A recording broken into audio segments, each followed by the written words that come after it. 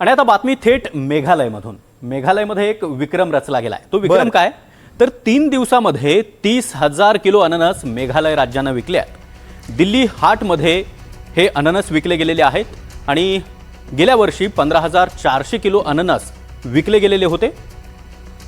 इथला अननस हा अतिशय प्रीमियम म्हणजे उत्तम दर्जाचा उत्कृष्ट गुणवत्तेचा मानला जातो। त्यामुळे या अननसाला मोठी मागणी असते।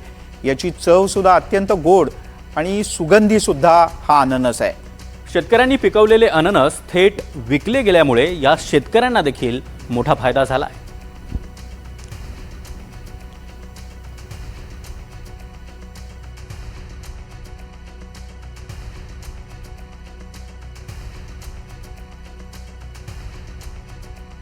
दृश्यांमध्ये पाहतो आहोत हेच अननस सध्या दिल्लीकरांच्या सर्वाधिक पसंतीला उतरले आहेत।